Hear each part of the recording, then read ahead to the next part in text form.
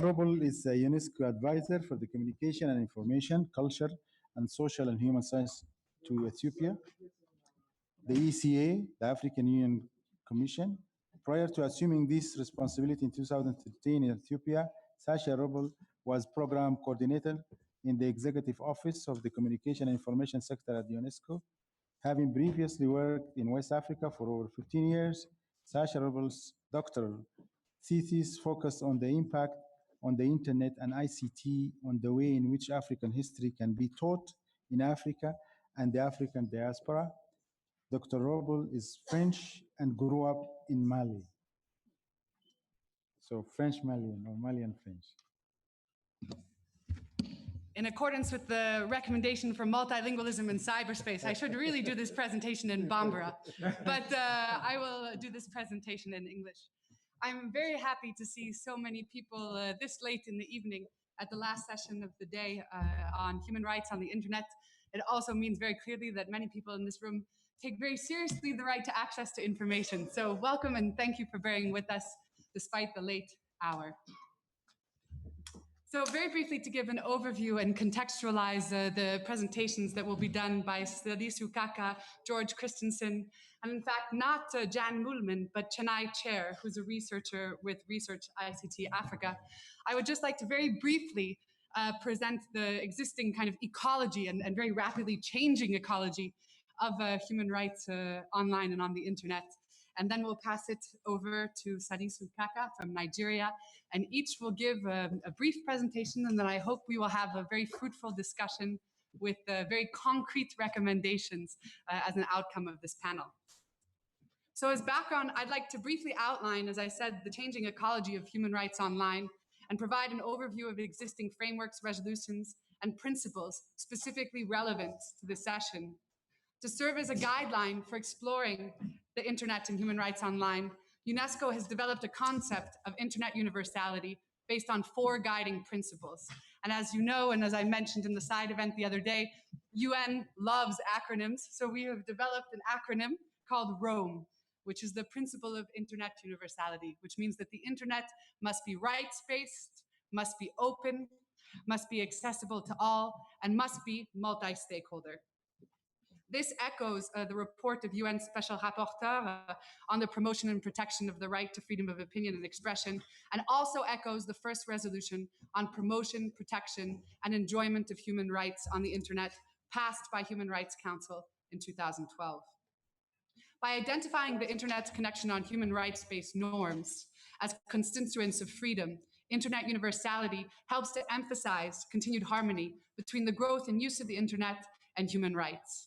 It's important in this regard to note that Article 12 of the Universal Declaration of Human Rights states, "No one shall be subjected to arbitrary interference with his privacy," which based on discussions today, I see as a major preoccupation of a lot of stakeholders sitting around the table. Family, home or correspondence, nor to attacks upon his honor and reputation. Everyone has the right to the protection of the law against such interference or attacks. Based on this, just to contextualize further this session, the UN General Assembly adopted a resolution on the right to privacy in the digital age that stated unlawful or arbitrary surveillance and or interception of communications, as well as unlawful or arbitrary collection of personal data as highly intrusive acts, violate the rights to privacy and to freedom of expression, and may contradict the tenets of a democratic society. This resolution calls for measures to end violations of the right to privacy, including in the context of digital communication, and reviews of surveillance systems in this light. In this regard, I'm very happy to see in the room, again at this late hour, a lot of journalists and people from the media community. One of the things that I hope will be discussed in the framework of this conversation is the translation of human rights offline to the online environment, which again, the UN and AU and ECA have been actively involved in promoting. So in this regard, I'd like to first introduce our panelist, George Kristensen. George Kristensen started the first independent radio station in West Africa in 1998, Radio 1 FM. He has continued to work in development media since.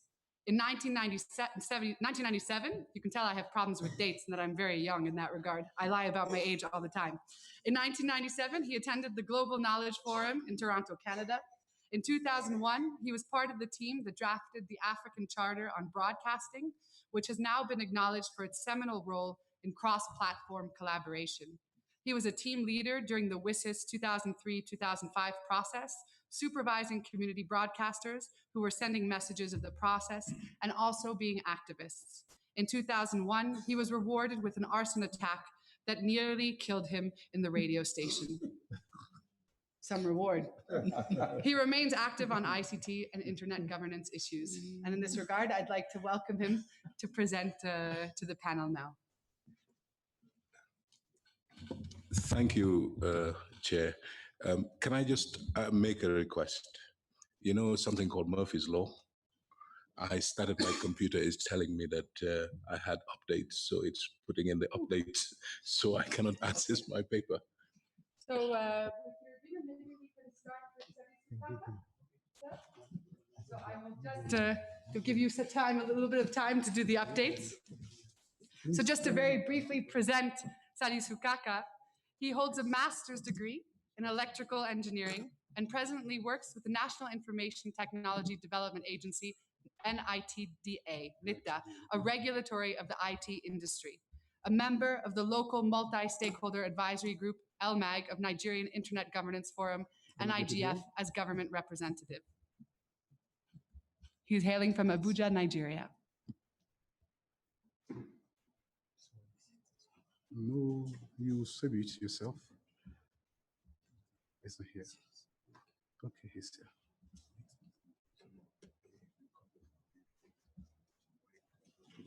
No, I've seen it. Okay.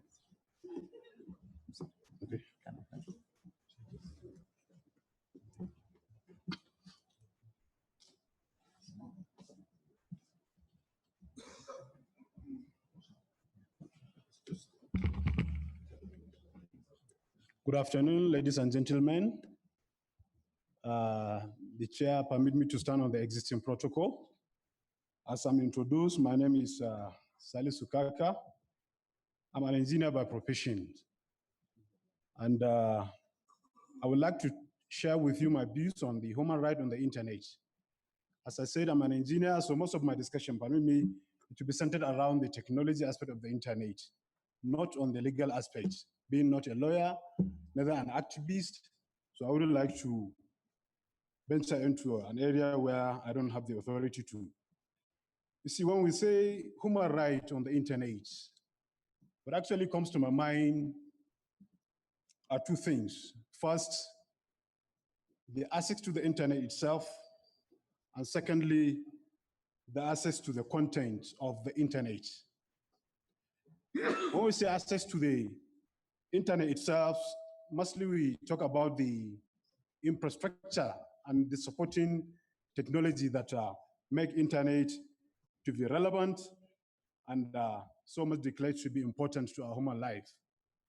We all agree that in our today's life, internet has become very critical and central to virtually every aspect of our life. So critical to the extent you can comfortably say that internet is to our effective living as water is to our life or air as we speak. So to that extent, internet has become very fundamental and very critical. And in the WSIS convention, where it was declared that internet is a fundamental human right, I think it is a decision in the right direction. Because if you look at the importance of the internet to us, we can say that without it, it's like life may likely going to be impossible, or development, which is another component of the fundamental human right, may becomes merely impossible, more especially to the underserved communities or disadvantaged sections of the society, which unfortunately Africa happens to constitute the greater part of that population. So the importance of internet cannot be emphasized. My presentation is they're online and it's a little lengthy.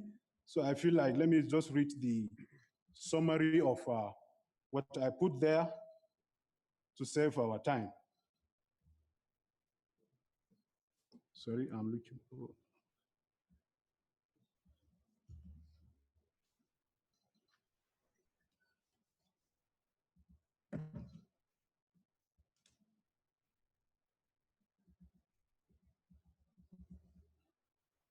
The summary I put, I said, advent of internet has brought to the world a new challenge that requires a good nation constitution to be ready to anticipate changes and adjust to that changes for a better reflection and perception of life at any given time and for it to be a sustainable one.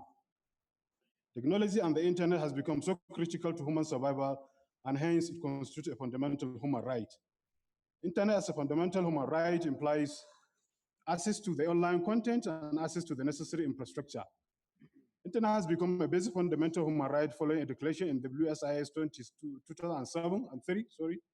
It regarded as the best media through which individual can freely express their right to opinion and freedom of expression. It has become an enabler for achieving other fundamental right factors like education, economy, healthcare, and the rest. So the role played by internet in our basic life is becoming central to day by day to the extent one can say life in general now, our days revolve around the internet. With internet, low-income individuals can get access to online business, thereby promoting their economic way of living, and disadvantaged nations may remain where they are if they cannot get connected to the global community through the internet and get exposed to wide range of opportunities that may not necessarily be existing within their own domain. A human rights advocate group estimated that 4.6 billion people worldwide currently do not have internet access. And that increased access to the internet by just 10% can lead to the GDP growth of the nation by at least 1.28 to 2.5%. So it will not be surprising that people take issues of internet very serious and important and express their concern on how it will be governed for its effectiveness as it influences many aspects of their life.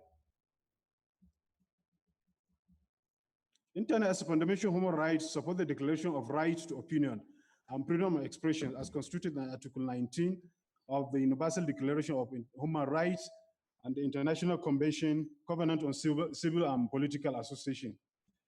Removal of government control of information on the internet is what makes actually internet to be powerful in itself. Anyone can publish anything on the internet, and this gives the students opportunity to circumvent government officials' source of information. Internet has today become public square of the face of the 21st century. This is a clear demonstration of the right to freedom of speech, a right to public assembly, and a right to freedom of association. This freedom is being exercised extensively without much restrictions, except in few countries like China, Iran, US, and the rest, and a few countries that face challenges that warrant the governments to observe, control, and limited censor on perceived enemies of the state. In most cases where censorship is applied, is focused on protection of intellectual property or an effort to protect individual and all states against unlawful activities that are harmful to the economic and well-being of such individuals or the nations. In as much as we recognize the right of freedom of opinion and expression for everyone, it is also the duty of the government to protect its citizens against exposure to unlawful activities of the bad element of the society who might see and use the internet as a tool to perpetuate their nefarious and dangerous activities. A lot of people, for example, fell victim of the notorious 419 scam that is very popular and invented in Nigeria.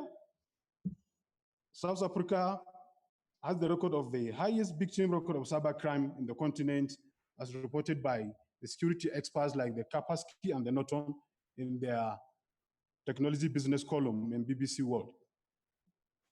Everyone has the right to secure on the internet, to be secured on the internet, and to be protected from harassment, stalking people's trafficking, identity theft, and misuse of one's digital identity and data. When we see technology as an enabler of rights, we may say that internet is not a right in itself. To a higher status, it is being projected. For example, it is not the responsibility of any government to provide telephone to its citizens, even though it has the responsibility to make enabling laws that will make that deployment of the telecommunication services to its citizens available and affordable. That is a limitation to which internet can be accorded high status right. But admittedly, complete denial of enabling laws and policies that will allow deployment of such technologies like the internet that will give access to the community for supportive quality of life can be seen as a violation of human rights. Internet is borderless medium, not under any state's jurisdictions. And countries differ in the definition of illegal activities. As such, any regulation of the internet should be in the form of protection of rights and not limitation of access. Facilitating access to the internet for all individuals with as little restriction to online content as possible should be a priority for all states. This can be achieved through development of effective policy by government in consultation with the private sector and the civil society.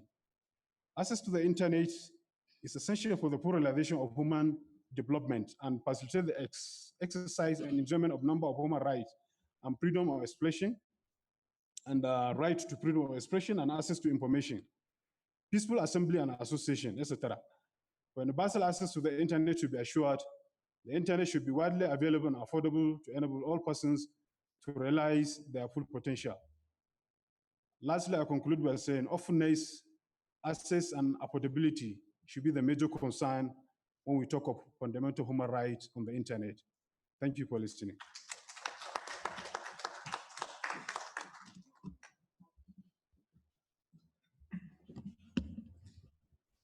Thank you very much for that very comprehensive resume. Now I'd like to pass it over to George to give his presentation.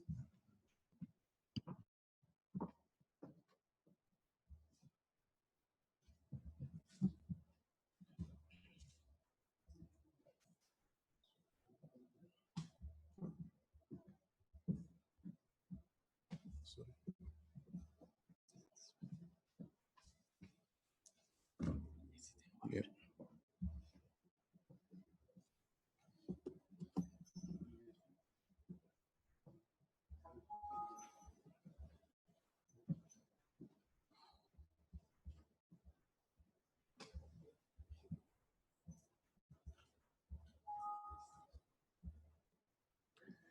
It seems the gremlins at Murphy's Law are still at work. The document has finally arrived. Good evening, all. One of the nice things about coming second to last or last in a forum like this is that normally time is against you. But more importantly, most of the people would have said the salient points. And for the want of repeating it, you try and avoid that. I think I've edited the document about 5 times because we started off with a 20-minute brief and then it was now down to 10. So now I can say that I've been asked to talk for 10 minutes on how the African Declaration on Internet Rights and Freedoms benefit individuals, civil society groups, the business and technical community, and governments. Well, at first, it seemed like a simple task of just listing the points on the charter, but knowing Mr. Fai, he would not give me such an easy task. To start with, the document is at least 10 pages long, and to synthesize and put together benefits in 10 minutes, as you can know, talk is well impossible. I'm going to have to skip some of this because some of it is ad-libbing as I was writing, like I said. Great, it's going to be on the website, so you can even better than read it and tear it apart there. The African Declaration is a massive document that clearly charts out very specific objectives. As Mr. Yendele told us earlier on, it's going to be presented to the appropriate organs for them to allow for the adoption into the body of charters that hopefully will make the African continent a more cohesive, humane, and dynamic environment to live. How do individuals benefit from this particular piece of proposed legislation? It guarantees openness, meaning the architecture of the internet itself should be open. Access and affordability translate into not blocking either through filtering, reducing bandwidth to sections of the citizens for whatever reasons, or prices. Prices should be charged as such that do not strain budgets of the ordinary person. Freedom of expression and right to information come under the same subheading. I'll give you an example. I live in the Gambia. I pay presque $80 a month for 4 megs of bandwidth. And best times, I get 512 or 256. $80 a month. So it's not working. Freedom of expression and the right to information are complementary. The Charter includes the right to seek, receive, and invert information and ideas without hindrance across frontiers. The Internet must ensure the full flow of information, and documents and information produced by public funds must be available on the Internet freely. The Charter also provides for freedom of assembly and association on the Internet to assert people's cultural and linguistic diversity rights. Groups of marginalized people, gender, children, are all mentioned in this Charter as independent multi-stakeholders in the democratic framework. Now, it comes to the part where it talks about Pan-African organizations could designate a day as the African Internet Rights Day, with the African Commission of Human and People's Rights establishing some kind of mechanism to promote, monitor, and popularize the Charter through all sections of the African population. The document also gives both citizens a platform for ideas, concepts, and principles to help achieve a more equitable world. Companies, CSOs, relevant technologies, companies, and entities are strongly urged in the Charter to endorse it. The list is quite substantial, and it is also available online at africainternetrights.org. That is where you'll find the whole Charter. For those of you who haven't read it, it's really worth your while. Now, let me just talk about some of the perceived benefits, and obviously the other side of benefits. Well, in a perfect world, we wouldn't need such a lofty document. Even with the various other charters from around the world, we are constantly reminded by organizations as UNESCO, EFF, and Human Rights Watch on the massive and persistent abuse of states and the new phenomenon in the outsourcing of agents to what we now call the privatization of national security. This is something which the rapporteur on the special rapporteur on encryption, anonymity, and freedom of expression has already listed some serious concerns. The link is available if needed. Rights are the basic way to privacy in the digital world, and how are they going to be protected? How are nation states applying the Joburg principles on national security? That is closer to home. How do they? I mean, we all know of police agencies and other intelligence agencies totally bypassing the Joburg principles on national security. Granted, this is a declaration of principles. I suggest that it would be prudent to start developing some kind of sanctioning mechanism to go with it, and maybe that might be the benefit of the postponement of the adoption of the Charter by the Ministers of Information just last week. Thank you.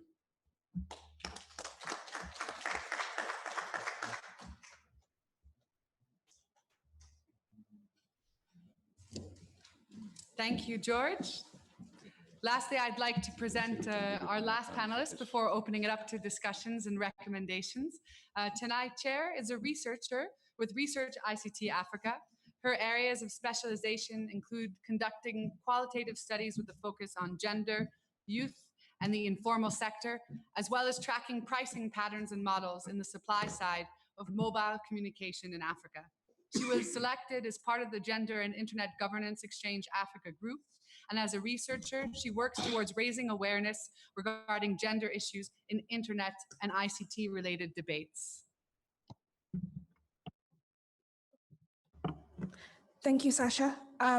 Firstly, I was asked to step in today by Jan Moolman to speak on the issue of gender and internet governance.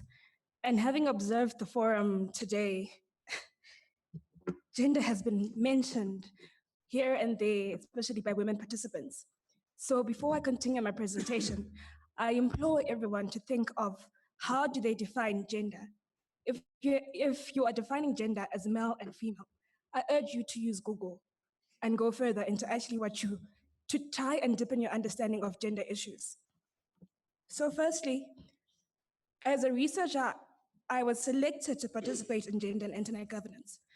And as a woman, I had never thought that gender was a major issue in policy issues. Sure, research was happening about it, but there's some invisible actions that are taking place online where we find women being violated online, and this is violence transferring from offline arenas to online arenas. And sure, we're celebrating the need to use human rights as a basis for internet governance, yet we're still facing unequal experiences in the physical realm, and we must acknowledge these are being transferred online. So I'm going to raise 4 points linked to gender and internet governance, and these are violence against women online, censorship by state on sexual and reproductive rights, the online spaces providing a forum to challenge stereotypes, and issues of access. So to start off, violence against women, I think I've already mentioned it. Oftentimes, there's the use violence offline to suppress and silence women is being carried on online, where we find men or other sections of society in power bullying women in public spaces and non-public spaces to be quiet when they raise issues that they do not support. And in my country, for example, there's been the issue of revenge porn. And I say revenge porn in quotes because that is actually an act of sexual violence, where a woman once agreed to share her intimacy with a partner, and then the moment she rises to a platform of celebrity, the person decides, no, I must take you down. Clearly, women are being told to go back into their place online. Secondly, the issue of censorship. Whilst I've heard today that there's a need to protect people online, there's still quite censorship based on traditional values.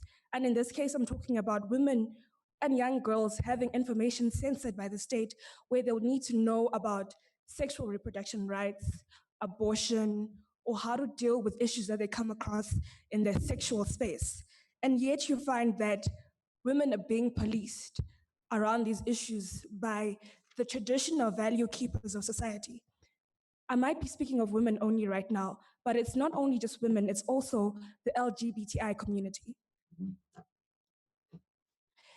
And secondly, the good thing about online spaces is that they allow us to redefine stereotypes. So for example, I was chuffed when Kenyans took on CNN and said, someone tell CNN as a hashtag on Twitter. I'm sure all of us celebrated. But imagine if young girls were to step up online and say, someone tell the old men that some of these traditional values actually oppress us. There would be a lot of hullabaloo in this room right now. Excuse me. So we need to embrace online spaces as a place for which gender can redefine itself and people can actually take back their power. And it's not just economic empowerment from online internet access. It's also about redefining yourself as a woman, as a man, and to what you think defines yourself. And then my fifth point is the issue of access. Access today has been mentioned a lot. Correct me if I might be mistaken, but it seems as if the idea is give women the pink phones and we will connect them online. But yet there are major issues of access that go beyond simply connecting people. For example, Research ICT Africa has done research called Lifting the Gender Veil, which you can all find online, where they actually point out that income and education are one of the key issues that affect ICT access. And when everyone's on the top, women and men have a higher level of education that is similar and a similar higher level of income. Access is almost similar, except where there are big cultural issues where men or society dictates a particular way that women must act. But when you come to the bottom of the ladder, you actually find that women access ICTs and make use of them differently than for men. And it's mainly because those at the bottom are women. So you find a large population of women with limited income resources and lower education levels. So if we connect women and say on a blanket spectrum, how then do we address that issue of those at the bottom? There is a need to look beyond ICT access issues, and work as interdepartmental groups, not just having ICT ministries here, but as well as education sectors as well as other stakeholders, to ensure that issues beyond ICTs can be addressed to allow to improve ICT access, internet access and connectivity. I thank you.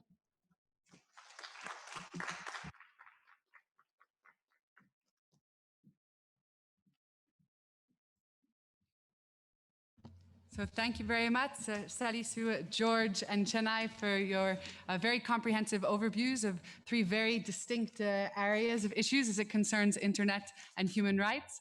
I'd like now to open it up to the floor if there are questions or concrete recommendations as it concerns this presentation and specifically the way forward. Our presenters have outlined some of the challenges that exist with the frameworks on the continent and on an international level, also challenges that exist as it concerns gender, and then we have the national example as well. So I suggest that we take a couple of questions and have a first round of answers, and then have a second round.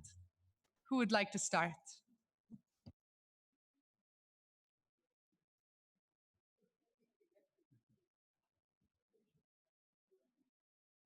I know it's late, but you guys had coffee. Someone wants to ask a question. Everything was perfect. Great, I'm very happy. There is, especially following the gender question, to hand it over first to a woman. Please, and please, when you ask the question, introduce yourself. Thank you very much to the panel, particularly Chennai for being the youngest member of that panel, actually of the whole day. My name is Luenda Hamukoma and I'm from SOS Coalition. My question is actually to the panel and also to the proceedings at large. We've spoken a lot about access, we've spoken a lot about young people, we've spoken a lot about gender, but in terms of the demographics of the proceedings today, we didn't do so great. And I would like to ask, what are the recommendations of IGF to get more young people involved and not just simply sitting on this side, but on that side of the panel, because there is definitely things we know about our reality as digital natives that we could definitely be speaking to you.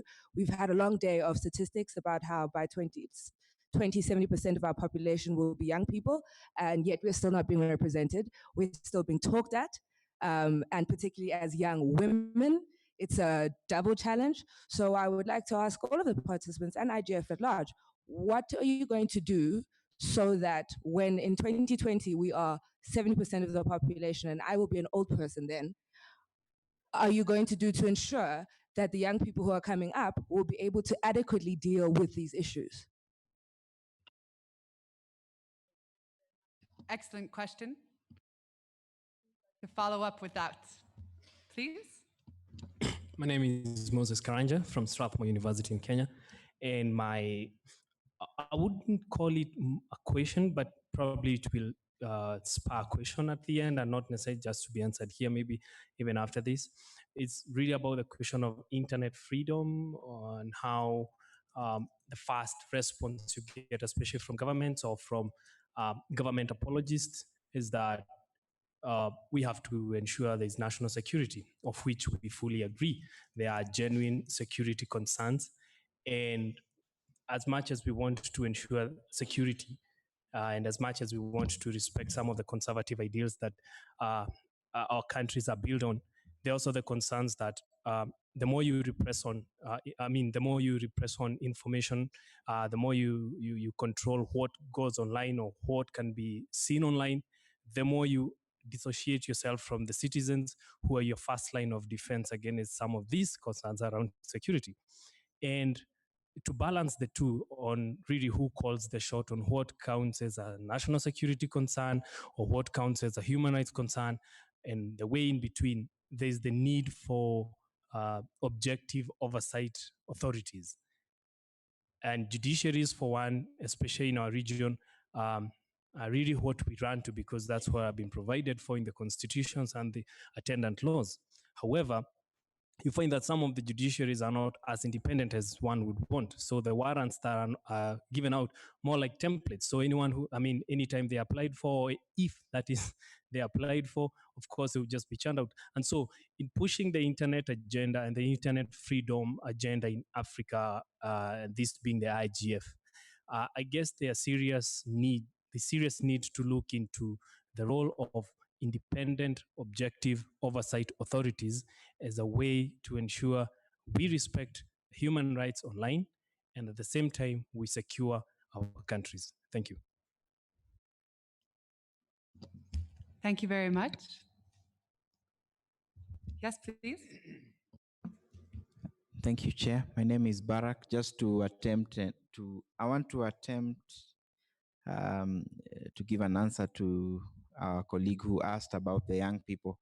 I think young people simply need to get involved, because involvement is key to their destiny. And I think during the Kenyan IGF, we noticed that just about 90% of the participants were young people. So we have young people who have stepped forward. And I think our responsibility as a community is just to provide mentorship so that they are responsible young people, because this world gives nothing for free. Thank you. Thank you very much. Another question? Great. One question then, and I would like to add for this first round. One is that what are the major challenges, in the opinion of the panelists, of translating existing infrastructures and frameworks of human rights online from policy to practice? In your experience, in your opinion, coming from three very different backgrounds, what are the roadblocks to translating these frameworks and principles into action? So to resume the questions, and then we will start in the order of the panelists' presentations. First question from SOS Coalition was as it concerns young people, how to get more young people involved. And then how exactly to look into this need to develop independent, objective oversight and authorities to ensure respect for human rights online and secure countries. What is the way forward in the development of this need? And then obviously the third question, what are the challenges in translating these existing frameworks and principles into actual action? So please, Salisu, feel free to start. Yeah, to my own opinion, you see the demographic nature of it, it's like Nigeria now. We went back to reviewing the educational curricula of our secondary school boys so that we catch them at that level.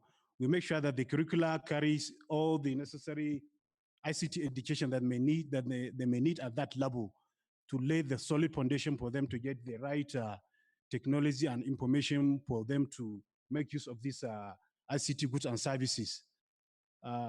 Another effort, the last NIGF carried out in Nigeria, we have a program specifically for the youth. Youth were pulled from the society and they were engaged in different topics.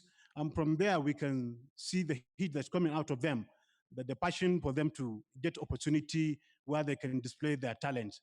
So the effort is we need to, through programs and events, get engaged to the youth and at the educational level by inculcating that culture of having the right education ICT-wise at the secondary school level. That will help us in a long way to ensure that at least the future will be better than the situation we are in now. In terms of translation of the framework, I think it still go back to the weak infrastructure that the African countries are still facing. In spite of the good policies, the good laws, and the infrastructure is still weak. So weak to the extent most of our services, we rely on the third party that are mostly residing outside the country. So we just have to improve on our infrastructure, and that will help us to translate effectively the frameworks that we are having on ground. Thank you. Thank you very much, Salisu. George? Thank you. I'll start with youth and access.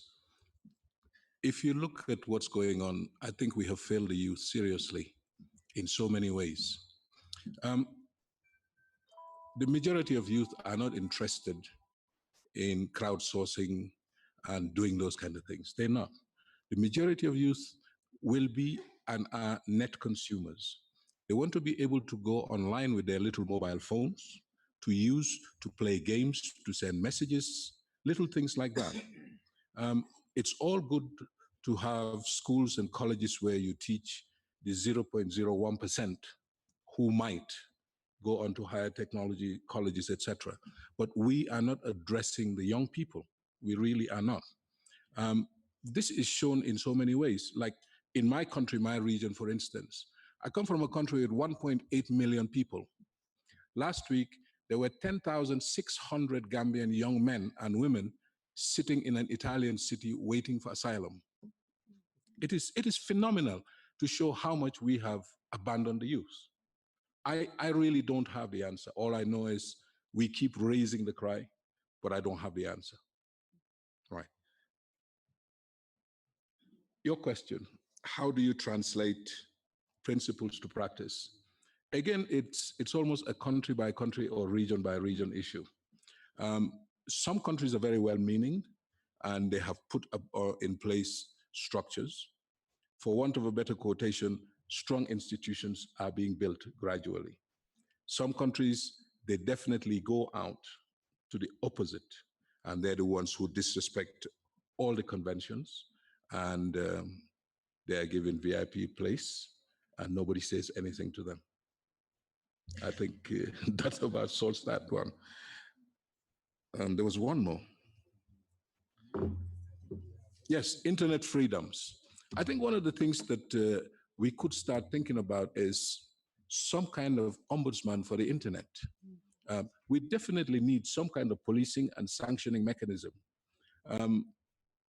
Okay, it's overloading the AU again, but seeing that they're the ones who have come forward with their knowledge and their wisdom to say that they know better than all of us and they are going to take care of us with various policies that project from now to 2063. I think it is incumbent that maybe one of the things we resolve to do here is to recommend some kind of a policing and sanctioning mechanism to be included for IG. Thank you, George, for that very concrete recommendation, which I've taken very strong note of. Chennai? Thank you very much, Luendo. Oh, firstly, thank you very much, Madam Speaker. Thank you very much for acknowledging that I was the youngest speaker today. I hadn't realized it. Very intimidating panel with well-seasoned veterans in the field.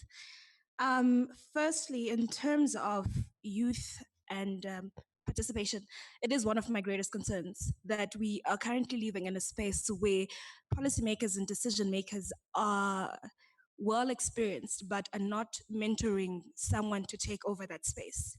And I would like to applaud AfriSig and GigX for taking such an initiative where they draw in young leaders. And by young, it's not 40-year-olds, 50-year-olds. It's young 20-somethings, 30-somethings, people who are growing with the tech and are experiencing life as it is at the moment. So I think it seems as if there is a possible room with such organizations. And not just only that, for example, my own organization, Research ICT Africa, actually has a young scholars program for communications policy researchers, where they purposely select 15 young African scholars to come in and sit on discussions to do with ICTs, not just internet governance. So clearly, I think the spaces are there. There is a need for the youth themselves to find them, as nothing is for free, as pointed out by Barack, as well as the need for institutions to actively pick people, find people to actually come to these events. And I know some countries have young parliaments. For example, Zimbabwe has a young parliament, and maybe from there we could actually send representatives to come in to such organizations.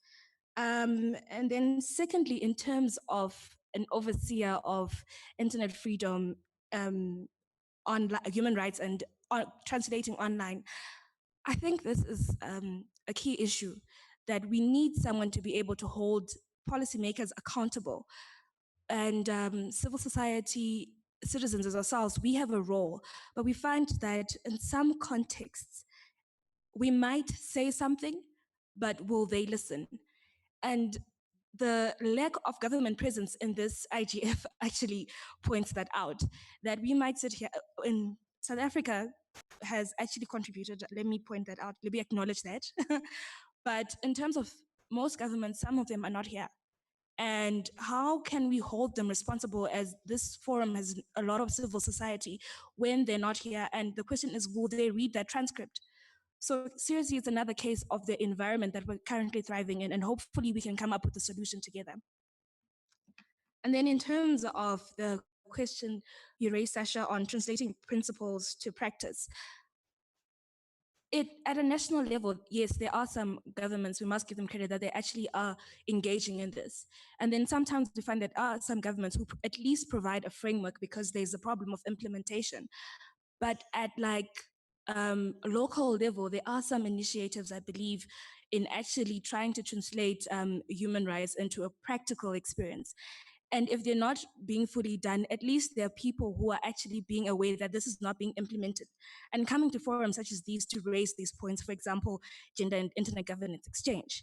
So that are bringing out the issue of gender, where it's only being mentioned here and there as a trump card.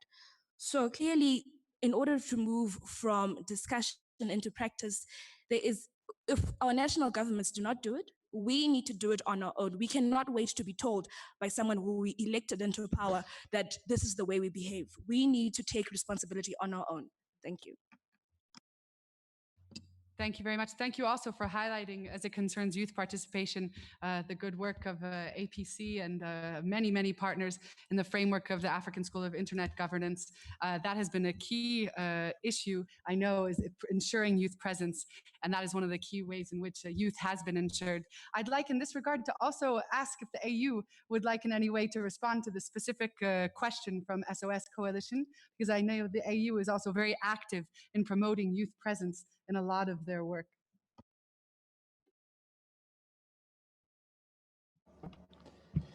Actually, in fact, I was not prepared to answer the question, but yes, we have actually Agenda 2063 is for the youth. Our Agenda 2063 is basically for the youth, it's not for us, actually. So I invite the youth to go and contribute to the Agenda 2063, because it's now in public domain. And we are inviting actually the community to contribute. And in fact, we invited the community to contribute during the ministerial meeting, where we have private sector, civil society contributing with ideas. And I think this is a forum, and this is an opportunity for youth to contribute to the agenda. If you are interested, let us know so we can provide you with information on the Agenda 2063, where this is the vision for Africa in the future, where youth are contributing. In addition, we have actually a whole department in the African Union Commission, which is Human Resource and Science and Technology. Most of the people helping here are from the youth volunteer, where they help us with reporting with other stuff. So they're also actively involved actually during the STC meeting, and they're actively involved during this meeting as well. So if you are interested to volunteer, please get in touch with us so we can point you to the right people at the African Union, so that we can get you involved in the process and help us actually. Thank you very much. So I'd like to briefly just open it up if there are any last questions or recommendations, knowing that it's very late in the evening. Yes, please. It's not a question, but I just wanted to let people or the participants who are in this room to know that we have the African Declaration on Internet Rights and Freedoms. and it would be good for you to engage with it and endorse if it's possible. It speaks to most of the issues that have been discussed in this panel and that have been discussed since this morning. And the URL is africaninternetrights.org. Thank you. Thank you very much for that piece of information that I'm sure will be very useful. Any last comments? No? So in closing, I'd just like to reproduce a statement that has come up a lot in the past couple of days in presentations, many times actually presentations as it concerns gender and the internet, and specifically on multiple occasions an intervention by Jan from APC, where she cited a statement says, if you are not at the table, you are on the menu. So I would like to close with that statement and underline that in this conversation, as it concerns the translation of human rights on the internet, and as was underlined in this panel, this multi-stakeholder approach between civil society, governments, businesses, women, youth, etc., is incredibly critical in translating these principles and frameworks into action. And I look forward to this continued discussion between government, civil society, the AU, and the ECA in this regard. Thank you. Thank you very much. Give them a round of applause. Thank you. Thank you. I think with that, we come to the conclusion of our sessions today. Tomorrow, we are starting at 8:30 with the IANA transition, sewer transition. Mary going to be moderating that session. So see you, go and rest, and see you tomorrow fired up, ready to go. Thank you.